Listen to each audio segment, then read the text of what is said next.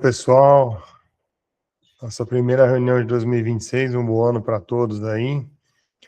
Vamos falar dos acontecimentos, que são muitos, algumas perspectivas. Temos hoje um novo ratio aí que eu bolei para tentar acompanhar o que seria o valor justo da nossa moeda. Tem bastante coisa para conversarmos hoje.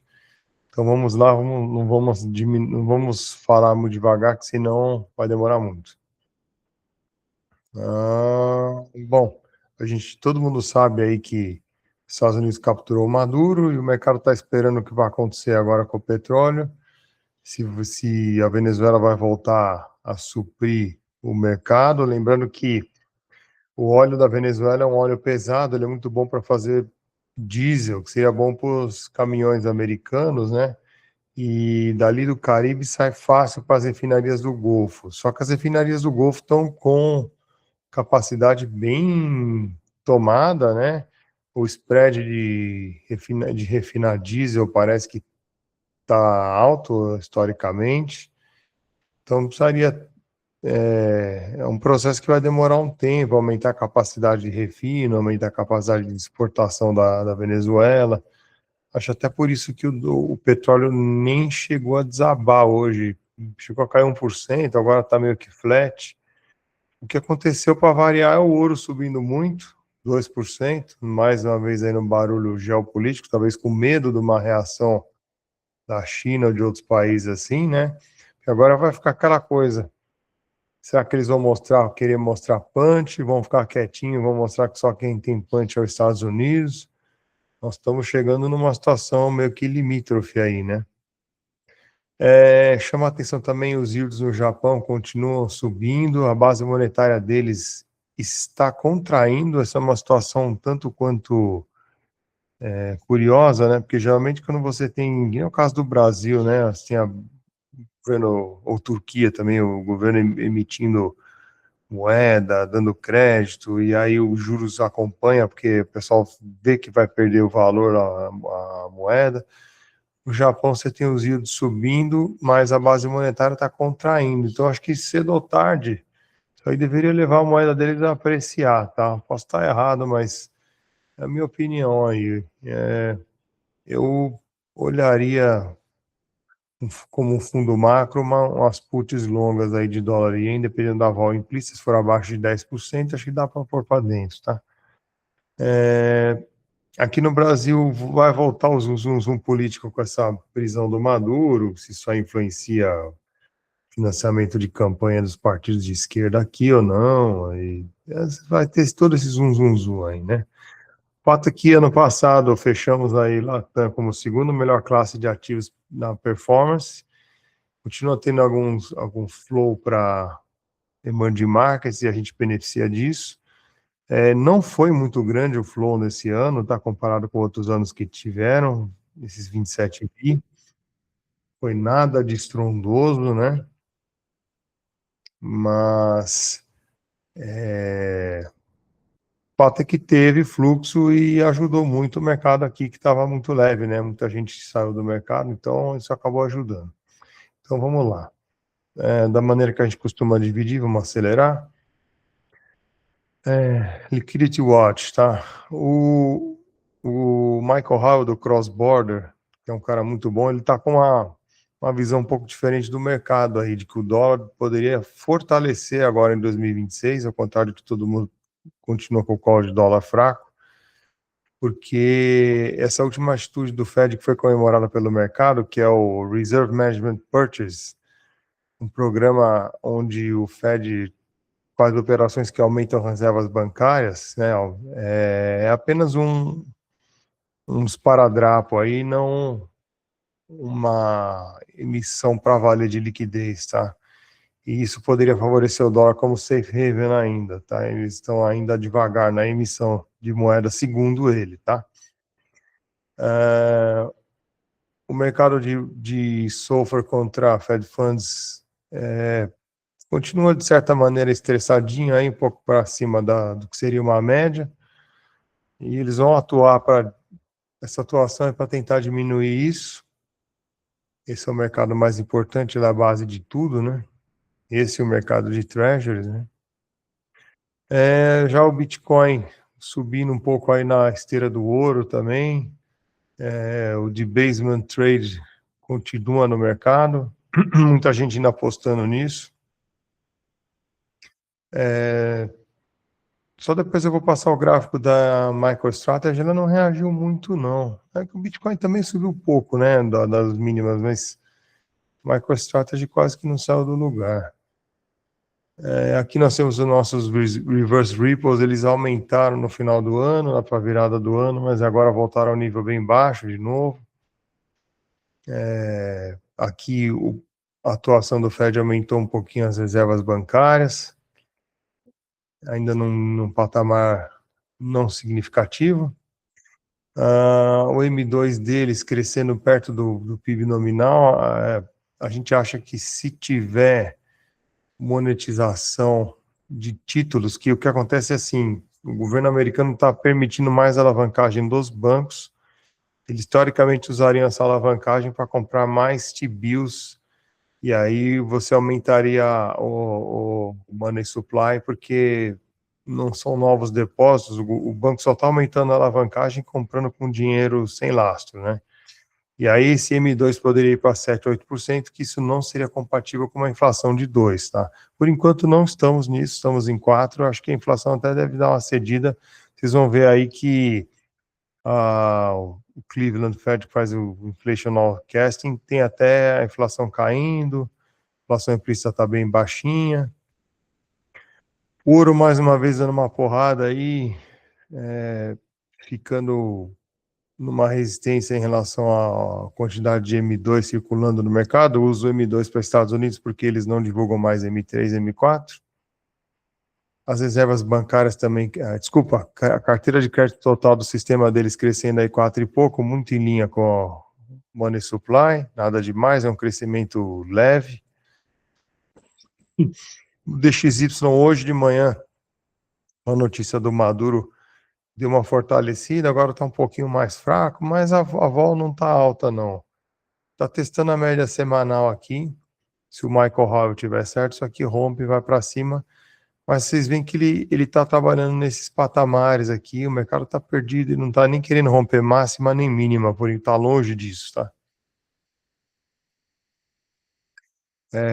Uma coisa que influencia muito a força do dólar é a perspectiva de cortes, né? Então, o mercado acha que para a reunião de janeiro não tem corte, 83%. Mantém aí os 3,5, 3,75. Já para março, um pouco dividido, se você somar aqui, cortar 50 até lá, com cortar 25, vai dar os quase 50 de não fazer nada, meio a meio, o mercado aqui está bem perdidão. Vamos ver como ele vai se comportar daqui para frente. Se essa área aqui começar a passar para cá, o dólar deveria fortalecer. Se sair algum número. Essa semana tem números de emprego, né? Se alguma coisa, tem JOLTS, tem o índice de desemprego na sexta-feira. Se isso aqui começar a andar para cá, o dólar fortalece. Se isso aqui vier para cá, o dólar enfraquece, tá? Aqui são os revenues das tarifas. Estou acompanhando aqui, depois que o Trump entrou, né? Saiu lá de 7, 8 por mês para mais de 30. Se analisar isso aí, estamos falando de 350, 400 bi, o déficit de 2 tri, vai limpar, vai. Estamos falando aí de quase 25% do déficit, né? É bom. O GDP não, do último PIB saiu bem forte, né? Perto dos 4%. Agora o GDP não está meio devagar aí, tá um número só 3%, pô. Último quarter, vamos ver. O que saiu foi o Leading Economic Indicators. Engraçado, continua aquela discrepância, os leading caindo, a não ser por ativos financeiros, né? Efeito riqueza, porque a bolsa está lá em cima. E os coincidentes continuam estáveis e até subintes, né? Uma coisa que uma hora vai ter que se resolver aí, um vai buscar o outro. O que eu falei da inflação, vocês veem aqui, ó, Inflation Forecasting, você pega o CPI e o Core para dezembro, já baixou daqueles 2,90, 3 que estava para 2,57, 2,64, e aí para janeiro é esperado 2,28, 2,45 para o Core, e o PCI ainda está um pouquinho mais longe da meta de 2 aí, mas o CPI ele é mais volátil, né? Ele é mais reativo, né? Reage mais rápido do que o PCI, que é mais amplo. Qualquer jeito, a inflação para baixo aqui, o mercado deve achar bom e, por enquanto, isso sustenta o dólar fraco. Lembrando que o dólar é das poucas moedas que, quando tem inflação, ela fortalece, porque o mercado tem a crença de que o Fed vai agir da maneira correta, tá? Não vai tolerar a inflação. Break-even inflation 2,25, mexeu pouco, mas 2,25 dá um nível benéfico, próximo do target, né? O 10 anos abriu um pouquinho de taxa aí nos últimos tempos. Se passar desse patamar de 4,20, firmar bem ali um 22, 23, 24, acho que vão voltar lá nos 4,35, que é esse pivô aqui, né? Até poderia ter um trade aqui. E o TIPS 1,91, vamos esperar ver se busca aqui o 2, ou até acima do 2, aí eu começaria a comprar, esse é um ativo bom para ter na carteira. Se ficar essa forçação de barra aí de juro baixo para financiar déficit e inflação não cedendo muito, se o petróleo volta a subir, por exemplo, por algum motivo, aí é bom ter as TIPS na carteira, né, que a inflação volta a subir, e aí vai fechar a taxa real e a taxa nominal fica parada ou até sobe um pouco, mas sobe, essa daqui cai, né? Os spreads de crédito continuam muito comportados, a mesma dinâmica, o setor público limpou, o setor privado, nada para se ver aqui por enquanto, crescimento, a economia crescendo 4%, não tem muito por que ter avalanche de calote na economia, né? O Junk ETF lá em cima. Essa semana que eu falei hoje tem o ISM, a mãe fala o presidente do Fed de Richmond, nada muito importante, mas já na quarta temos o Automated Data Processing, que é o ADP, que é uma empresa privada que começou contabilizando folha de pagamento, então por isso eles tinham acesso aos dados, né? Tem o JOLTS também, que é a abertura de empregos. O Fed olha esse número bastante. Na quinta, número importante também, produtividade, leilão do Tesouro. E na sexta, acho que é o número mais importante, que são os números oficiais de desemprego e salário, pressão de custo em salários, tá? Falando de equities, aqui temos os lucros sempre em alta lá, esperados lá para fora, para esse ano 305. Se materializar isso, esse S&P a 7 mil pontos, estamos falando aí de 23 vezes PI. A concentração continua bem alta ainda, traz um pouco de perigo. A gente já comentou aqui também que Estados Unidos, grande parte da performance foi realmente por aumento de lucros, impressionante, ao contrário de outros lugares onde você teve expansão de múltiplos só. Aí nós temos a NVIDIA dando uma lateralizada, um pouquinho acima da média, o mercado aqui não está com muita movimento mais. MicroStrategy, que eu falei, né, ela é compradora e acumuladora de Bitcoin, ela não reagiu tanto, né? O Bitcoin deu uma reagida, ela está meio largada aí ainda. Tem uma agora também no Brasil que eu vi num podcast, que é a Orange, né? OBTC3, que faz a mesma estratégia da MicroStrategy. Pode ser uma boa de se olhar também. O mês de janeiro esperado é que seja um mês positivo pela média para o S&P, vamos ver.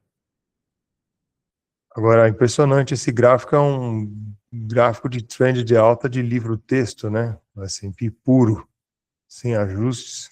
Impressionante. Impressionante. Já contra o ouro, aí você vê que a coisa não é tão legal assim, né? Em moedas reais, o S&P está apanhando e está num ponto que talvez até gere mais compra nele aí, tá? Quanto os bonds, cara, esse aqui realmente virou o ratio da morte, porque a taxa de juros abriu, de novo, América forte, PIB forte, taxa de juros abrindo, e bolsa subindo. Como a moeda não acompanhou, não fortaleceu, isso ajuda o resultado de bolsa. Então, mais um motivo aí para ter os dois abrindo taxa, né? O IWM já está mais fraquinho, acho que aquela papo da concentração, muita gente fala, agora vem a rotation, agora vai vir, agora vem, e não vem. Então ainda não veio, tá? Destaque aqui para os grandes bancos que vão ter aí o waiver de alavancagem e tal. Eles romperam máximas aí. O KBWB é o índice de bancos dos grandes, tá? Já o KRE, que é dos bancos pequenos, foi numa máxima aqui e deu uma pincelada, não está forte igual dos bancos grandes, tá? Home Builders muito importante também, de lado, perambulando perto das médias. Nada demais aqui. O Walmart, que fez o rompimento aqui no 110, hoje está tradando a 112, esse gráfico deveria estar atualizado, não sei porque não está. O S&P pelo M2 eu atualizei também, o mercado lá deu uma nivelada, mas ainda está num nível bem alto, né? O VIX está lá no chão, 14,80. Correlação implícita baixou muito, 12,60. E uma coisa que eu truco aqui é esse skill. Eu não acho que se o mercado fosse, por acaso, buscar fosse tradar nos strikes dos 90 delta, que a correlação implícita é simplesmente para 30. Eu acho que nesse ambiente geopolítico aí, se acontecesse isso, essa correlação é de 50 para mais, tá? Existe a chance de um bom trade aí. E para cima, com a correlação abaixo de 10, mostra que as calls fora do dinheiro de bolsa americana estão baratas, tá, do índice. Já a correlação a termo mostra que também o mercado está perigoso, porque a correlação se comporta meio que nem a vol, né? Quando a vol curta está muito baixa e as longas mais altas, é sinal que o mercado está muito otimista, está com pouco pânico embutido, e aí é um sinalzinho de perigo, tá? Se for ver, nossa, 10% para curta e 17% para as longas é muito baixo, tá? Ainda é muito baixo. Deve estar tendo muita pressão de fundo sistemático comprando índice e vendendo call, tá? Então, acho que dessa parte dos Estados Unidos inspira um pouco de cuidado. A tendência de alta ali mostra que ainda é um buy on the dips, mas talvez não seja agora. E essa diminuição da liquidez pode trazer algum sustinho no meio do caminho aí, que pode ser usado como um ponto de entrada, tá? Aí seria o caso de olhar o nível que a gente gostaria. Provavelmente quem vai nos dizer esse ponto de entrada é a vol, é a correlação implícita, mais até do que o gráfico, tá? Ou as duas coisas juntas. Vamos para o internacional. Itália, que está indo bem na parte fiscal, teve lá o seu upgrade, abriu um pouquinho de taxa, mas vocês vão ver que foi menos, ela está pagando menos do que França, 4 basis points a menos. Eu fazia muito tempo que eu não vi um negócio desse. Os dois patinhos feios lá agora se tornaram França e Inglaterra, né? Reino Unido, na verdade.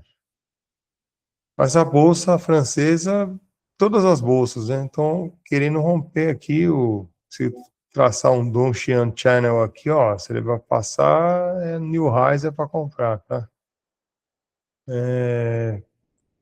A liquidez do PBOC a gente sabe que não estava acelerando, desacelerou bem, até por isso que acho que a moeda deles valorizou muito rápido, vocês vão ver no gráfico.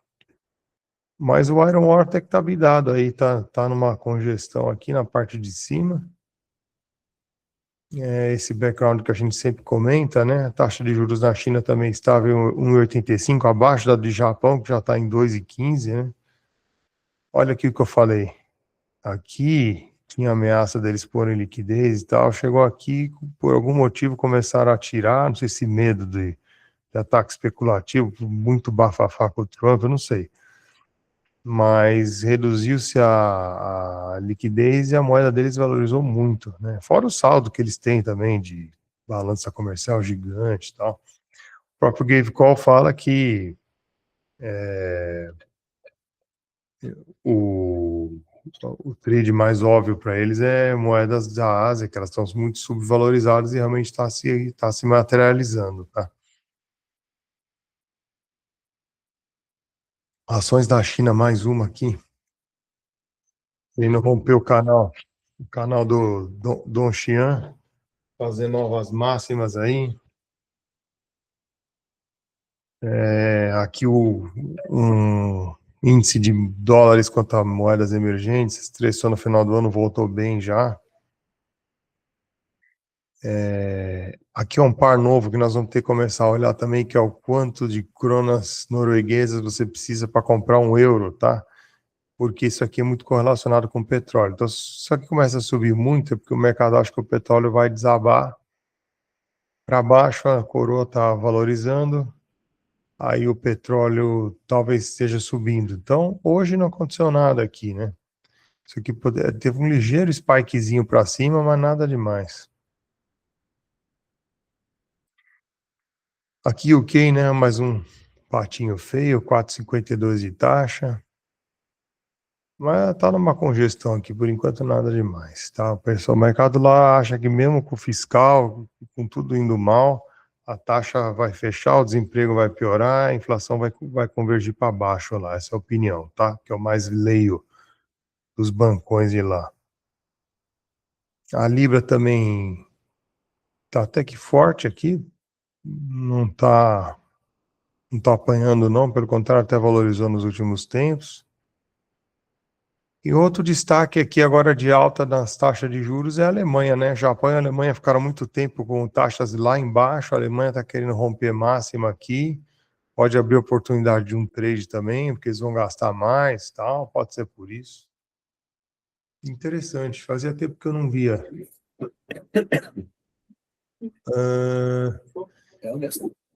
O, o DAX, você já pode considerar que ele rompeu o nosso Donchian Channel aqui, tá?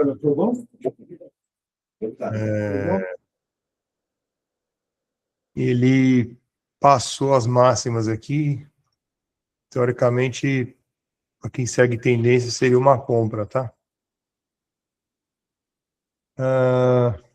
O euro também está que nem a Libra, valorizou um pouco, mas não está rame-rame, nada demais, hoje está apanhando um pouquinho. E Japão, cara, que me chama a atenção. Tivemos o GDP negativo, porque a base monetária dos caras está negativando cada vez mais. E aí você tem uma base monetária negativando e taxa de juros explodindo, você está colocando uma contração grande na economia aí, né? Não sei qual tipo de estresse isso aí poderia trazer. Se um estresse de funding para o governo, queda na arrecadação, ou se a moeda vai acabar fortalecendo e compensando. Mas é uma dicotomia, uma coisa está indo para um lado, outra coisa está indo para o outro. Uma hora vai acontecer alguma coisa, tá? A moeda deles tá fraquinha, né? Se 1,56, 1,57 é considerado um ien fraco ainda. A bolsa deles super bidada também, não rompeu o máximo, mas está próxima. E aí, nosso amigo petróleo, que hoje começou o dia caindo, chegou a cair 1%, agora já está subindo. O mercado está com dúvida aí da capacidade dos americanos de botar a máquina da Venezuela para rodar e gerar diesel aí, óleo pesado para eles fazerem diesel, né? Vamos ver. Eu acho que não é muito bom sinal isso, né? Com essa notícia, o mercado sobe, estranho, né? A gente sabe que o ratio do ouro subiu demais e prata, então esses commodities financeiras encareceram muito, o petróleo ficou barato em relação a elas, né? Talvez por isso não esteja caindo tanto mais. O ouro fez novas máximas, hoje está tentando subir de novo no susto geopolítico aí. O cobre também, hein? Vai romper o nosso canal de Don Xian aqui. e abriu uma compra em new highs, vamos ver. Já o aço com essa diminuição pisada de freio em China tá largadão, pouco bid. E surpreende o alumínio, mas acho que o alumínio, como ele substitui o cobre em algumas aplicações elétricas, né? Talvez por isso ele esteja subindo bem. E ele também, ele rompeu esse patamar aqui, ó, ele foi embora, deu uma corridinha de nada, foi embora de novo. Agora ele tem que passar desse 3.200 aqui para continuar escalando lá para os 4.000. Nessa inclinação que ele está, ele não parece que ele vai de uma vez, né? Mas o mercado de commodities é meio maluco, never know, né? A prata foi impressionante, né? A prata saiu de um preço de 30 e poucos dólares para quase 80, virou meio que uma mania no mercado, né? A gente comentava que a prata poderia ser um bom trade, porque o ratio dela para o ouro tinha ficado muito para trás e tal. E o mercado é assim, né? Quando você menos espera, o negócio estoura. E se você não está dentro ali, você não pega, porque olha, subiu muito rápido, foi muito rápido essa alta, né? Já a nossa soja realizou um pouco o preço, é ruim para nossa pauta exportadora. Depois nós vamos falar também da taxação das carnes. Trigo mais para outros países, Brasil nem tanto. As conclusões, eu ainda acredito nisso aqui, não vão ficar correndo muito atrás de risco e de olho na inflação, principalmente nos Estados Unidos. Chips, ouro e prata, mas ouro e prata já não está muito fácil falar de comprar nesses níveis quando você olha lá contra a base monetária, tudo, não é um compra e passa no caixa, você deveria comprar, olhar um patamar onde você estoparia porque a tendência de alta estaria anulada, fazer a conta de quanto perde e colocar. Só se fosse assim eu trabalharia, tá? Agora vamos para o Brasil. Isso aqui copiei do meu amigo Rodrigo. Vejam que interessante, tá? O S&P, um ano deu 16. O nosso glorioso IWZ, 51. Quando você pega 5 anos, a média dos caras é 14, a nossa é 5, sendo que a nossa vol é bem maior. Então, no último ano, legal, tivemos um Sharpe Ratio lindo de 2, Coreia do Sul, 3, mas em 5 anos, olha a caca que é. Coreia do Sul, 0,1, Brasilzão, 0,1. E aí o S&P com 0,7, quase 1, né? 1 é considerado um bom número. Quem é que tem o melhor número aqui para variar? É o ouro. Sharpe de 3, em 3 anos 1,7, em 5 anos quase 1. É o maior de todos aqui. Em 5 anos o ouro teve um average return de quase 17% em dólares, hein? Os bonds mais longos e mais curtos caindo em 5 anos.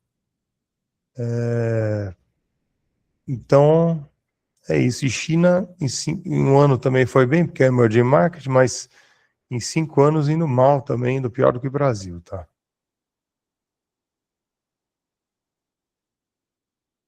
Aqui, falando do lado político, ficou esquisitão aqui nossas probabilidades, o Lula está como favorito, o Bolsonaro com 15 e o Tarcísio com 14, parece que o Tarcísio estava embalando, perdeu aí a composição com os outros e vai ficar esse 15 para cada lado aí, que é bem ruim, né?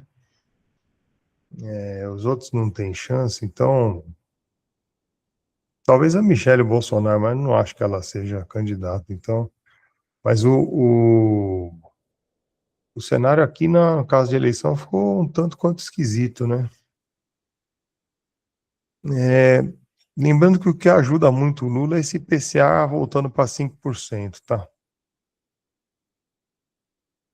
Aqui um slide do BTG achei muito interessante, que mesmo após o rally, a nossa bolsa permanece atrativa. Se vocês quiserem decorar o número, o Brasil está tradando a 10,6 vezes lucros projetados por esse ano, tirando o Petro e Vale. Se você incluí-las, o PI vai para 9,1 entre desvio padrão, e abaixo da sua média histórica de 11,9. Está aqui o gráfico, tá? Um dos motivos é que a taxa de juros real ainda está muito alta. Então, quando você faz o spread contra a taxa de juros reais, aí a bolsa não está tão atraente assim, está perto da média, até um pouco abaixo, é o risk premium, né, que ela teria. Mas nominalmente, sim, estaria atraente porque ela está abaixo da média, né? Aí vai ficar, vamos ver quem vai ter razão aí, né? O Money Markets Money Trail, tivemos fluxo. Nos últimos dias aqui do ano, esse aqui é o último dia do ano, o estrangeiro tirou um pouquinho. Aí, acho que começou o ano, teve essa venda do dólar aí, deve ter entrado o dinheiro. Pessoas físicas compraram também. Eu já falei e repito, o número de acumulado de compra de estrangeiro no ano não é um número alto historicamente, tá? O câmbio aqui, a última atualização do BTG foi que teve muita saída no final do ano, como era de se esperar, jogou o câmbio lá para 5,60, né? E quando tirou essa pressão e abriu o ano aí, voltamos rápido para 5,45. Acho que aqui talvez seja um ponto bom para comprar para fazer hedge.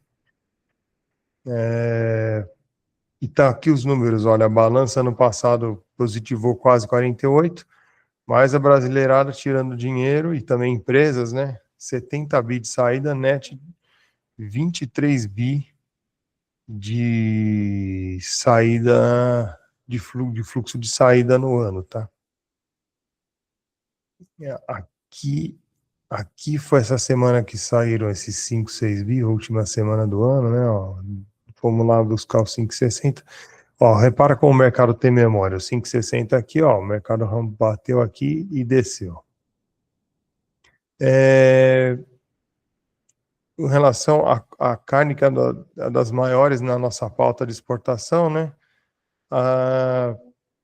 O comentário do BTG é que a gente deve, a sobretaxa deve incidir sobre 30% do volume, aproximadamente 500 mil toneladas.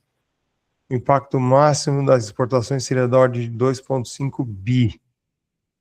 É pouca coisa, tá? Mas,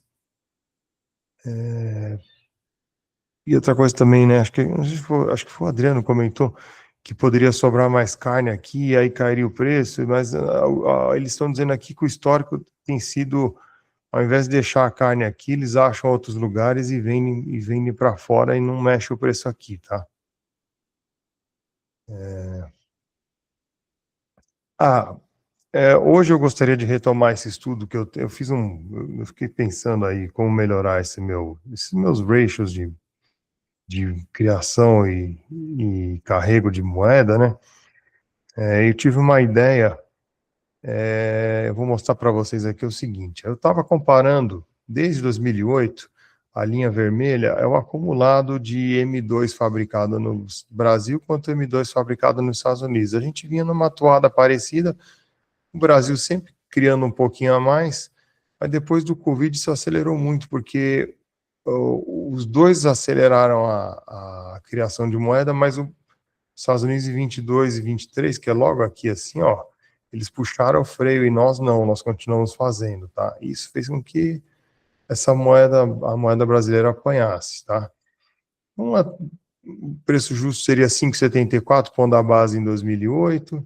Se colocasse a base lá no 1,65 da Dilma, seria 3,12, bem longe, mas eu estou pegando um preço extremo. E colocando a base no Covid, que é aquilo que eu falei, que a gente abusou mais do que eles, você poderia ter $1 a 7 contra os 5,40 aí do mercado, tá? Aqui mostra a base 100, desde ali um pouco antes do Covid, como a gente criou mais moeda que eles. Mas aí eu pensei o seguinte, falei, bom, não é só o número M2 que pode importar, porque pensa o seguinte, se você tem um país que está emitindo 10% de moeda, caso do Brasil, tá? E você tem a taxa Selic a 15, teoricamente você está tendo um ganho de 5 aí, né, para ficar aplicado. Então, você está, na verdade, apesar de você olhar o número e ver 10% de expansão, você está tendo efetivamente uma retração. Então eu pensei, por que não comparar os momentos de expansão e de retração Brasil contra Estados Unidos? No Brasil, Selic contra M2, o Gradius de aceleração de cada um anual, né? E nos Estados Unidos é o Fed Funds contra o M2. E aí, olha que interessante. Lá em 2007, os americanos baixaram muito os juros e criaram moeda, eles mantiveram em expansão. O Brasil, para não explodir, precisou entrar em retração. Eu lembro até que a Selic foi para casa do chapéu aqui, para tentar controlar o dólar, né? E logo depois disso, o que aconteceu com o câmbio? Valorizou para caramba. Será que isso é uma coincidência? Eu acho que não. E aí, quando chegou aqui, 2000 e... Desculpa, aqui, eu falei errado, aqui foi o pânico do Lula, e aí realmente o Banco Central deu uma paulada nos juros, que ficou, o Selic ficou bem acima da expansão monetária. Aí a moeda foi apreciando, aí o pessoal se intoxicou de derivativos aqui, chegou a crise de 2008, o resgate aqui no Brasil proporcionalmente foi maior até, e a moeda apanhou muito, tá? Depois a gente voltou para uma retração até abaixo da deles, o câmbio apreciou, né? E aí fica meio que acompanhando aqui, tá? A correlação não é 100%, mas, pô, isso é um bom guia, tá? Então, aqui quando o Brasil entrou em retração e eles em expansão, câmbio para baixo, dólar real para cima, dólar para baixo. No Covidão, no susto, foi meio que junto, tá? Foi até um tanto que injusto aqui, mas aí é por problemas de reputação, né? Aí nivelou, eles começaram a pisar no freio, a gente não, o mercado voltou a subir e agora inverteu. Nós estamos pisando no freio e eles estão querendo ficar um pouquinho positivo, muito pouco ainda, mas se a gente manter o Selic em 15 e eles levam assim M2, M4 para 7, 8, igual o Michael Howell falou, vai mais pressão no dólar real, dólar para baixo. Aí nós temos que ver qual que é a probabilidade disso acontecer, tá? Eu acho que é um pouco baixa, tá? Porque se o Fed Funds cair mais um pouco, eu vou mesmo ficar aí onde está, acho que o Selic não vai ficar no 15, não. E a nossa expansão monetária está ali rondando os 9,5, 10, então não tem muito. Eu acho que isso aqui mostra que o mercado de câmbio vai ficar um pouco nivelado, tá? Dando um zoom nesse gráfico, vejam, aqui é o gráfico bastante longo prazo, aqui é o gráfico com zoom, tá? O que eu achei muito interessante, cara, isso é um dos motivos pelo qual o preço de imóveis nos Estados Unidos subiu mais do que aqui. Acreditem se quiser, se você somar essas áreas aí, não nesse período aqui que é mais curto, mas no período mais longo, se você somar as áreas vermelhas, vai dar mais do que a azul. Significa que os americanos criaram mais moeda com juro baixo e por isso que eles tiveram também alta de bolsa, alta de imóveis, mais do que nós aqui. Nós tivemos momentos de expansão muito abrupta, mas também de retração muito abrupta também, e que durou, essas retrações duraram um tempo. Quando você faz o acumulado, é impressionante. Eu fiz o cálculo, e 100 de um lado e 100 do outro se transformaria em 70. Ou seja, o Brasil criou, se você só olhar moeda contra moeda, o Brasil criou mais, mas se você olhar moeda com taxa de juros, o Brasil manteve uma política monetária mais apertada, e aí você teria o ratio indo de 100 para 70. É muito curioso. É isso que é o famoso carrego, é isso que está fazendo com que o nosso real se mantenha no patamar que está aí, né? Então, esse é um estudo que eu gostei. Depois eu vou até fazer um short só sobre isso, explicando isso. E eu tirei essa ideia da minha cabeça mesmo. Aqui tem as pautas, eu vou atualizar depois. O fiscal, no final do ano, tivemos um número um pouco pior aí por depósitos judiciais, pagamentos judiciais. O BTG não se assustou, não foi motivo para pânico. O resultado primário, o recorrente aqui é 1% do PIB, com as manobrinhas e receitas extras vai quase no zero. Aqui ao longo da história, a arrecadação real do Brasil cresceu quase 3% ano contra ano, tá? É bastante coisa. E ela vem desacelerando, tá?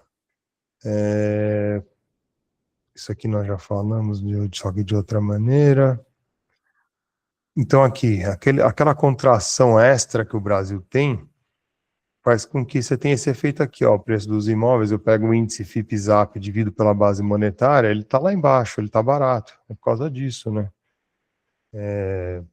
Eu sou comprador desses imóveis aí de bolsa que praticamente não tem risco, e pagando 1% ao mês aí líquido de imposto, laje, essas coisas, não fundo de papel, tá? Isso aí deveria performar bem, viu? Se o Brasil tiver um mínimo de normalização, né, que nós não sabemos, mas se tiver. Então aqui, né, eu tinha começado meus estudos fazendo a comparação da contração e expansão junto com o índice de imóveis, mas aí hoje eu transpus para o dólar, tá? A inflação implícita subiu um pouquinho, acho que nós tivemos uns dias aí que o DI ficou meio estressado, talvez tenha sido isso.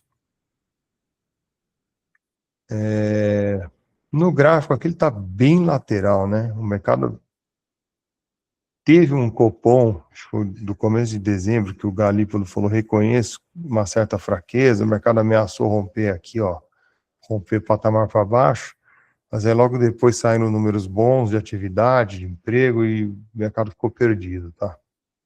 Ainda tem muita gente grande aplicada aqui, na esperança disso aqui, dessas baixas do Copom materializarem. Na minha opinião, quem vai mandar nisso aqui é o dólar, tá? Se o dólar voltar a subir, acho que o sonho acabou, tá? Aqui é o janeiro 27, também está lateralizado. A nossa curva aqui, taxas spot já estão caentes, e nas taxas FRAs nós temos uns Selics mínimos aí de 12,20, comparado com 15, é um ciclo de corte de quase 300. Lembrando que isso aqui chegou a 11,80, então o mercado, da nossa última reunião para cá, deu uma estressadinha. Aqui a curva mais dando um zoomzinho, né? E vejam só, se nós fizermos igual ao mercado, não considerar corte em janeiro, tá? Aí vamos colocar que o Bacen corta 50 em março, pô, tá tudo bem, aí vai mais duas de 75 e duas de 50, faz os 300 BP. Aí você faz a conta, esse janeiro 27 a 13,70, você teria 50 Bs para ganhar, tá? Aí depois a gente pode trocar esses números. Se você colocar meio e meio, isso aqui praticamente vai zerar. Então, na verdade não vai zerar, vai sobrar um pouquinho ainda para ganhar, tá? Mas assim, o cenário base do mercado é isso, ele cai meio, meio, e cai de meio, meio, meio, e depois coloca mais meio aqui. Eu acho que como a taxa está muito alta, se for cair mesmo, se o dólar permitir, eles não vai cair tão devagar não, tá? Ele vai dar uma primeira mais devagarzinho, talvez, mas depois ele pode acelerar o ritmo. O Ibov voltou a subir depois daquela zum, zum, zum do Flávio Bolsonaro, tá? Eu tenho um colega que trabalha lá fora, ele ele fica sentado numa mesa olhando só o Brasil, o que acontece em Brasil, passando informação para os traders que fazem mercado em Brasil de lá de fora. Interessante, ele me falou que a notícia do Flávio saiu primeiro no site Metrópolis, tá? Eles têm um robozinho que fica refreshing todos esses sites de notícias. Tem Bloomberg, tem Agência Estado, tem tudo. Mas o Metrópolis foi o que soltou a primeira notícia, ele falou que deu tempo de operar, tá?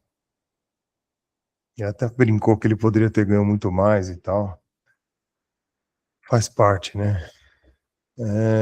Trouxe aqui para vocês também um relatório do JP Morgan com a sensibilidade das empresas de petróleo para o preço do petróleo, porque estavam achando que poderia desabar, tal, não desabou nada, mas assim, veja só, a Prio parece que é a que está melhorzinha aqui, né?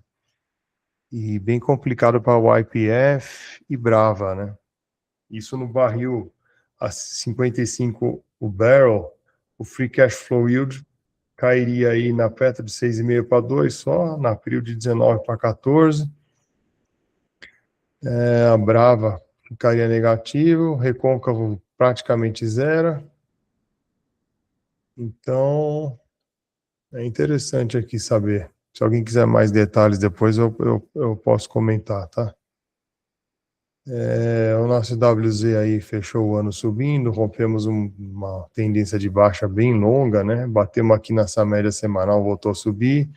Acho que foi ajudado bastante também pela queda do dólar, né?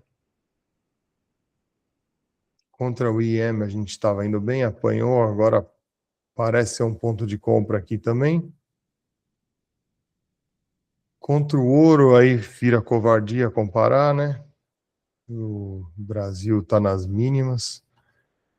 Quem tem ouro guardado lá em Nova York pode trocar e comprar a bolsa brasileira, vai se dar bem, tá? Ou talvez nas montanhas de Utah. Aqui nós estamos falando do IWZ contra. Aqui é contra o ouro, aqui contra o EWW, que é o México. A gente também bateu aqui no Bollinger, veio buscar o Bollinger de baixo com a história do Flávio. Agora estamos na metade do caminho aqui, mas no longo prazo vocês veem que a gente já está bem depreciado, tá? IWM um pouquinho melhor. IWM é o rotation que nunca acontece lá, né? E aqui o nosso glorioso Small, que contra o DI também apanhou bastante. O DI não subiu muita coisa, o Small caiu muito, né? Nos últimos tempos a gente viu aí. Colocou esse ratio aqui num patamar que começa a ficar atraente, não é a mínima da mínima, mas pô, daqui para cá já é bastante coisa, né? No gráfico longo dá para ver bem isso. Se você comparar o índice Small com o IRFM, estamos aqui também. Deu uma boa corrigida e rápido, né? Milho perambulando aí nos R$ 70, mercado de lado, nada para fazer. Cafezinho também, subiu, parou. E eu acho que é isso. Acho que o destaque aqui do dia, esse estudo do real contra o dólar, mostrando que esse dólar ainda pode até cair um pouco ainda se o Banco Central mantiver a política apertada. Eu acho que nós temos que dar probabilidade para cenários, né? O mercado tá, o local, vocês viram lá, muita saída, o local comprando por causa daquele Lula com 50 e poucos por cento. Mas se você for olhar as engrenagens por baixo do sistema, se o dólar não cai, o cara mantém o torniquete, e aí isso começa a ficar caro, esse troço mais para frente, aí se sai uma notícia mais bullish, esse troço pode desabar. Então, tá um pouco complicado aqui para comprar em dólar, tá? Ponto real. É mais um hedge mesmo, né? A nossa conclusão é assim, tá, o trade, quando ameaçou-se, o Galípolo falou de economia mais fraca e tal, rapidamente a compra deu dinheiro, o dólar subiu um pouco, ficou parado, a bolsa voou.